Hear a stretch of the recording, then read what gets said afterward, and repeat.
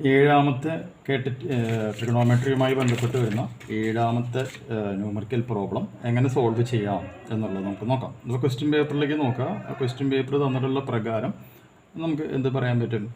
A എന്ന് പറയുന്ന value A is equal to എന്താണ് അവർ പറഞ്ഞേക്കണത്? സൈൻ സ്ക്വയർ തീറ്റ പ്ലസ് എന്താണ് പറഞ്ഞേക്കണത്? കോസ് റേസ് ടു 4 തീറ്റ എന്നാണ് പറഞ്ഞിട്ടുള്ളത് അല്ലേ? ഇതിന് നമുക്ക് എന്ത് ചെയ്യാൻ പറ്റും? ഒന്നും കൂടി സിംപ്ലിഫൈ ചെയ്ത് എഴുതാനായിട്ട് പറ്റും. അതെങ്ങനെയാണ്? സൈൻ സ്ക്വയർ തീറ്റ പ്ലസ് നമുക്കറിയാം കോസ് സ്ക്വയർ തീറ്റ എന്ന് പറഞ്ഞാൽ എത്രയാണ്? 1 - സൈൻ സ്ക്വയർ തീറ്റയാണ് എന്നുള്ളത് നമുക്കറിയാം. അപ്പോൾ നമുക്ക് എന്ത് ചെയ്യാൻ പറ്റും? തൽക്കാലം ഇതിനെ ഇങ്ങനെ എഴുതിയിട്ട് സ്ക്വയർ ചെയ്ത് എഴുതുക. അപ്പോൾ കോസ് റേസ് ടു 4 സ്ക്വയർ ആയില്ലേ. ഇനി കോസ് സ്ക്വയർ തീറ്റ എന്ന് പറഞ്ഞാൽ 1 - സൈൻ സ്ക്വയർ തീറ്റയാണ്. അപ്പോൾ എന്തായിട്ട് മാറൂടെ? Sine square theta plus 1 - sine square theta whole square എന്ന് നമുക്കിവിടെ പറയാനായിട്ട് പറ്റും. അപ്പോൾ ഇത് എന്ന് പറഞ്ഞാൽ a - b ഹോൾ സ്ക്വയർ ഫോമാണ്. എയുടെ സ്ഥാനത്ത് 1 വരും, സൈൻ സ്ക്വയർ തീറ്റയുടെ സ്ഥാനത്ത് എന്താണ് വരിക? b ആണ് വരുന്നത്. അപ്പോൾ നമ്മുടെ ഇക്വേഷൻ അപ്പോൾ നമുക്ക് എന്ത് ചെയ്യാനായിട്ട് പറ്റും?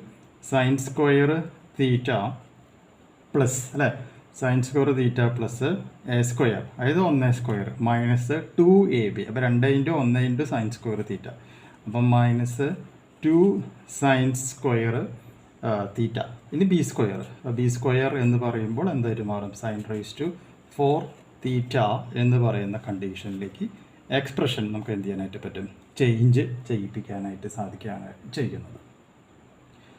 അപ്പോൾ ഇതിലേക്ക് നമ്മളിനി നോക്കി കഴിഞ്ഞിട്ടുണ്ടെങ്കിൽ ഇവിടെ ഒരു സൈൻ സ്ക്വയർ തീറ്റയുണ്ട്, ഇവിടെ ഒരു -2 സൈൻ സ്ക്വയർ തീറ്റയുണ്ട്. സിംപ്ലിഫൈ ചെയ്യാനായിട്ട് പറ്റുമല്ലേ? അപ്പോൾ നമ്മുടെ ഇക്വേഷൻ എന്ന് പറയുന്നത് അപ്പോൾ എന്തായിട്ട് മാറും? Sine raise to 4 theta minus എന്തായിട്ട് മാറുകയാണ് ചെയ്യുക? സൈൻ സ്ക്വയർ തീറ്റ പ്ലസ് 1 എന്ന് പറയുന്ന കണ്ടീഷനിലേക്ക് നമുക്ക് എന്ത് ചെയ്യാൻ പറ്റും? നമ്മുടെ എക്സ്പ്രഷനെ ചേഞ്ച് ചെയ്യിപ്പിക്കുവാനായിട്ട് നമുക്ക് സാധിക്കും. കിട്ടിയില്ലേ? അപ്പോൾ ഇതാണ് ഇതിൻ്റെ ഒരു സ്റ്റെപ്പ് എന്ന് പറയുന്നത്. ഇനി ഇവിടെ നോക്കാം.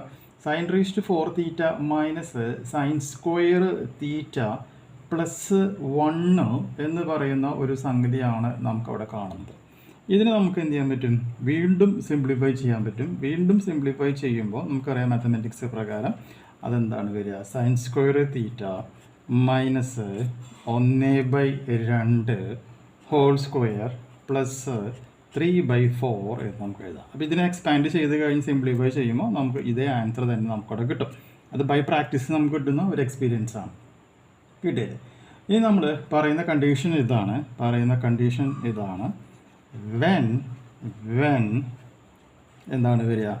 Sign square theta minus 1/2 is equal to 0 ആണ് എന്ന് വിചാരിക്കുക. ഈ ടേം 0 ആണെന്ന് വിചാരിക്കുക.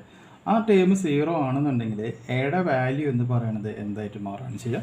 മിനിമം ആയിട്ട് മാറും എന്നുള്ളത് മനസ്സിലാക്കുക. അപ്പോൾ when sine square theta minus 1/2 equal to 0 ആണ് എന്നുണ്ടെങ്കിൽ then the value of a